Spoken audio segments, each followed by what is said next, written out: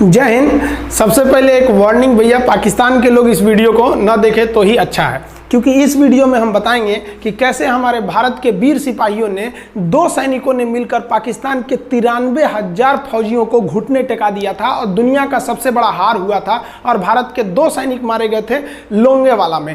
हम इस वीडियो में बताएंगे कैसे PNS गाजी को डुबा दिया गया। ये भी बताएंगे कि चाइना पाकिस्तान का इतना बड़ा दोस्त बनता है लेकिन 1971 में क्यों नहीं बचा पाया, ना चाइना बचा पाया और ना ही अमेरिका बचा पाया। इस वीडियो में हम A to Z बातें करेंगे। अगर आप इस वीडियो को कंप्लीट देख लेते हैं तो कोई भी पाकिस्तानी की हैसियत नहीं होगी कि आपसे आंखें मिला सके, इसलिए इस वीडियो को देखते रहिएगा। यदि आप राष्ट्रवादी, अगर आप भारतीय हैं तो ही इस वीडियो को देखें। पाकिस्तानी और बाहर के चाइनीज वगैरह लोग इस वीडियो को न देखें, ये उनके लिए एक तरह का वार्निंग है, क्योंकि इसमें हम भारतीय सेना के हर उस वीर गाथा को बताएंगे जो एक हर भारतीय सुनना चाहता है। A to Z उस बातों को बताएंगे। पाकिस्तानी इस वीडियो को क्यों ना देखें तो भैया आप देख लीजिए यहाँ क्यों ना देखें, क्योंकि हम आज चर्चा करने वाले हैं इसकी, और इसका नक्शा किससे मैच करता है आप देख रहे हैं। If you don't believe then go on Google. भाई किससे मैच करता है तो आप तो समझ में आ गया, भाई बुरा नहीं मानिएगा आप लोग।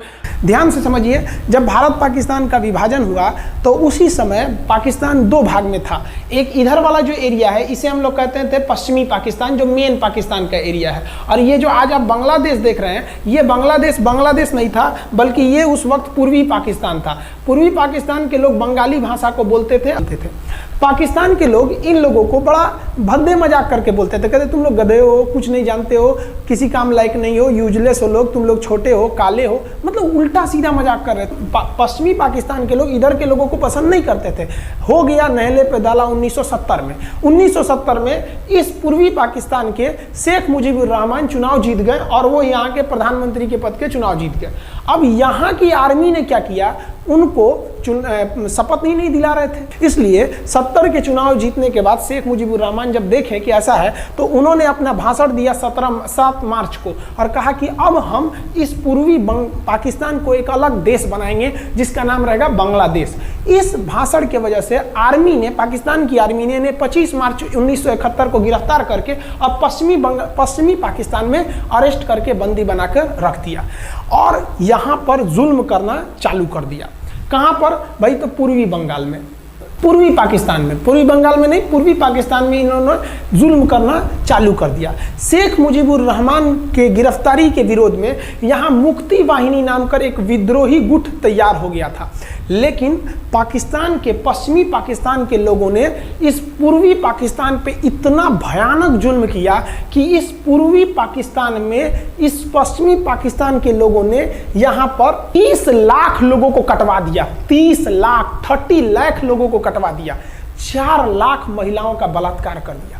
अपने देश के 4 लाख औरतों का रेप किया। यहाँ पे इतना भयानक वो दृश्य है कि अगर हम उसको YouTube पे दिखा देंगे ना तो YouTube हमारे ऊपर क्लेम करेगा, भैया आप ये सब इतने भयानक दृश्य नहीं दिखा सकते। आप अंदाजा लगाइए इनकी क्रूरता का। ये अपने देश पर इतना भयानक जुल्म कर रहे हैं, इतना भयानक जुल्म किया इन लोगों ने कि शेख मुजीबुर रहमान की गिरफ्तारी के बाद इस जुल्म का नतीजा ये हुआ कि अप्रैल 1971 तक भारत में यहाँ से लोग भाग के आ गए कि भैया हम जिंदा रहेंगे तब तो, और यहाँ 10 लाख लोग भारत में आ गए शरण लेने कि भैया हमको बचाइए।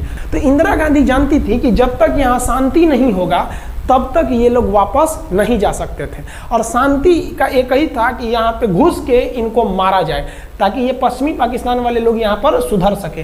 तो इंदिरा गांधी ने इसके लिए बात की जनरल फील्ड मार्शल मानेकशॉ से। उन्होंने सेना प्रमुख मानेकशॉ से कहा, सैम मानेकशॉ से, कि आप अभी युद्ध कीजिए, हम आदेश देते हैं आप अभी युद्ध कीजिए बांग्लादेश पे, हम अपने पड़ोसियों को इस तरह मरते नहीं छोड़ेंगे, आप इस पे हमला कीजिए। उस समय ये पूर्वी पाकिस्तान था। मानेकशॉ ने कहा कि ना हम हमला नहीं करेंगे। कही अरे क्यों? कहा कि आप महीना देख रही हैं, अप्रैल का महीना है। अप्रैल के महीने का मतलब बरसात का दिन सर पे है, और बरसात के समय पूरब का हाल क्या होता है, एकदम भयानक बाढ़ आ जाती है। और उन्होंने एग्जाम्पल भी दिया कि सिकंदर की फौज भी हाथी लेके आई थी और कीचड़ में फंस गई थी कि अगर यहाँ हम लड़ जाते हैं तो यहाँ बरसात रहेगा, हम यहाँ उलझ जाएंगे, ये एरिया सूखा रहेगा, चाइना का ऊपर से एरिया सूखा रहेगा, ये हमला कर देंगे, हमको 3 ओर से लड़ाई लड़ना पड़ेगा। मानेकशॉ ने इंदिरा गांधी से कहा कि आप 2-3 काम कर लीजिए। कब तक के लिए कि नवंबर तक हम लोग युद्ध नहीं करेंगे, लेकिन अप्रैल से नवंबर के बीच में हम अपने सैनिकों को इस एरिया में लड़ने के लिए ट्रेनिंग दे सकते हैं। मुक्ति वाहिनी उसको हम ट्रेनिंग दे सकते हैं। और इसी में 1971 में हमारी जो थी भारत और रूस की एक समझौता पर हस्ताक्षर हो गया। अब हम लोगों ने पाकिस्तान को एक बारूद के ढेर पर बैठा दिया था। इंतजार था तो इस बात का कि उस बारूद में एक चिंगारी की और तब पाकिस्तान तबाह हो जाता। इत्तेफाक देखिए, उस बारूद के ढेर पर खुद चिंगारी जलाई पाकिस्तान ने। कैसे? तो समझिए कैसे। हम लोग का था कि इधर हम लोग ऑफेंसिव हो जाएंगे, मतलब इधर भयानक हमलावर हो जाएंगे, और इधर हम लोग डिफेंसिव रहेंगे, मतलब इधर कम हमला करेंगे, ताकि हम लोग का मेन मकसद पाकिस्तान से युद्ध नहीं था। हमारा मेन मकसद था हमारे अपने बांग्लादेशी भाइयों पर जो जुल्म हो रहा था, जो उनकी बहनों को रेप हो रहा था, इतना भयानक किया था वहाँ पर पाकिस्तानियों ने कि बाप के सामने बेटी का रेप करते थे और उसके बाद बाप को मार के कहते थे तू भी रेप कर। इतना मतलब मानवता पूरी खत्म कर दिया गया वहाँ पर। तो भारत ने कहा कि इधर हम डिफेंसिव रहेंगे। पाकिस्तान को ये खबर लग गई कि भारत ना इधर कमज़ोर है। अरे भैया, इधर हम कमज़ोर थोड़ी हैं, इधर कम सैनिक रखे हैं और इधर हम भयानक रखे हैं, तो इसका मतलब ये थोड़ी है कि हम कमज़ोर हो जाएंगे। भैया कहा जाता है ना कि सोनार के घर का कचड़ा भी बनिया के बादाम से महंगा बिकता है। देखिए, हम लोग ठंडी का इंतजार ही कर रहे थे कि पाकिस्तान ने गलती कर दिया। उसने 3 दिसंबर को अचानक हमला कर दिया श्रीनगर पे, पठानकोट पर, चंडीगढ़ पर, यहाँ पर आगरा हवाई अड्डे पर तबातोड़ हमला कर दिया। एयरफोर्स का इतना भयानक हमला पाकिस्तान का भारत पर हुआ कि भारत देखते रह गया। धड़ धड़ पाकिस्तान की जहाजें एंट्री मार गई सब भारत में, उसकी एयरफोर्स एंट्री कर दी। इतना भयानक हमला था, इतना भयानक कि भारत का एक भी सैनिक नहीं मरा। समझ रहे ना कितना भयानक हमला था। अरे भाई, आप यहाँ पर घुस जाएंगे हमारे देश में तो क्या हो जाएगा भैया? मूस मोटैयन लोढ़ा हुईन, हाथी घोड़ा थोड़े हुईन। भारत तो इसी का इंतजार कर रहा था। देहात में कहावत कहा जाता है कि रोए के रानी तले अखिए खुदा गई। भैया हम प्लाने कर रहे थे कि हमला करने के लिए कि आप हमारे पे हमला करिए दीजिए। अब विश्व का भी दबाव नहीं आएगा हमारे ऊपर कि भैया हमला तो आपने किया है, अब हम लोग छोड़ेंगे नहीं। भारत एकदम दृढ़ निश्चय कर लिया। इसी बीच पाकिस्तान को एक खतरनाक खबर लग गई। क्या थी खबर भाई? तो देखिए, पाकिस्तान को खबर लगी कि भारत की ज़्यादातर फौज इस पूर्वी पाकिस्तान की ओर डिप्लॉयड है और यहाँ राजस्थान के जैसलमेर जिला में एक जगह है लोंगेवाला। उस लोंगेवाला में केवल और केवल 120 फौजी हैं। और अगर पाकिस्तान ने सोचा कि 120 फौजियों को हम रातों रात मार देते हैं तो उस समय एयरफोर्स रात में लड़ाई नहीं कर सकती थी, इसलिए इन्होंने लोंगेवाला में एंट्री मार दी। पूरी भयानक टैंक लेकर, फौज लेकर, इन्फेंट्री लेकर, और उसको वो लोग लोंगेवाला में घुसने के लिए चल दिए। और लोंगेवाला में भारत के पास केवल 120 सिपाही थे, केवल 120, और उन पर वो हजारों की संख्या में टूट पड़े। लेकिन घबराना नहीं चाहिए, क्योंकि चींटियां तादाद में कितनी भी क्यों ना हो जाएं, गन्ना घसीट के नहीं ले जा सकती हैं। लोंगेवाला में जो ड्यूटी थी उस समय कुलदीप सिंह चांदपुरी जी का। कुलदीप सिंह चांदपुरी सरदार हैं, आप देखे होंगे बॉर्डर मूवी में इनका रोल सनी देओल ने किया है। अब ये कुलदीप सिंह, ये भैया पंजाबी सिख, अब ये लोग 1.25 लाख से नीचे कुछ सोचते ही नहीं है। चिड़िया नू में बाज लड़ावा, गिदड़ नू में शेर बनावा, और 1.25 लाख नू एक लड़ावा, तब गोविंद सिंह नाम रखावा। खबर आया कि आपसे जो लड़ने आ रहे हैं ना पाकिस्तान की ओर से, वो ब्रिगेडियर तारिक मीर आ रहा है। उसके पास टैंक है, 2800 फौज है, बहुत ही तेज रफ्तार से आ रहा है। आपके पास केवल 120 जवान है कुलदीप सिंह, आप पीछे हट जाइए, आप पीछे हट जाइए, क्योंकि आपको हम ना, आप बहादुर हैं इसमें नो डाउट, लेकिन आप कैसे लड़िएगा उतनी भयानक फौज के पास से? यहाँ उन्होंने कहा खालसा सिख नहीं हट सकते, हम दिखा देंगे कि हम 120 भी उन पर क्या पड़ेंगे, भारी पड़ेंगे। इनके पास ना ही टैंक को उड़ाने के लिए कोई संसाधन थे, टैंक को मारने के लिए एक जीप पर लगा हुआ छोटा सा तोप था, और इनके पास 3 ठो माइंस लगे थे। माइंस समझते हैं आप लोग? टैंक जो होता है ना बम, उसको उड़ाने के लिए माइंस लगाए जाते हैं। तो देखिए ध्यान से, ये है माइंस, ये माइंस होते हैं। इस पर अगर टैंक चढ़ता है ना तो टैंक ब्लास्ट कर जाता है। तब इन्होंने दिमाग लगाया। इन्होंने क्या किया, जो खाली रेगिस्तान था ना उसमें ना आगे की ओर 3 ठो ओरिजिनल माइंस को लगा दिया, और जो खाना खाने वाला टिफिन होता है ना 4 खंदे वाला, इसे, उस टिफिन को इन लोगों ने रातों रात ना बिछा दिया ऐसे लाइन से। देखिए लाइन से पाकिस्तान की टैंक आई तो शुरुआत में तो भैया ओरिजिनल माइंस था, धड़ाम से लगा, पाकिस्तान की टैंक उड़ गई। पाकिस्तान का एक टैंक उड़ा, फिर दूसरा उड़ा, तीसरा उड़ा, पाकिस्तानी एकदम डर गए सब ब्रिगेडियर तारिक मीर कहें कि भैया यहाँ तो माइंस लगा के रखा है इन लोगों ने, एक काम करो इंजीनियरों को बुलाओ, पूरा माइंस निकालो। अब ब्रिगेडियर जो हमारे मेजर कुलदीप सिंह थे ये जानते थे कि बाबू अगर हम तुमको रात भर रोक दिए ना तो सुबह हमारी एयरफोर्स आएगी, तुमको जिंदा नहीं छोड़ेगी। इसलिए इन्होंने पूरा टिफिन बिछाया था।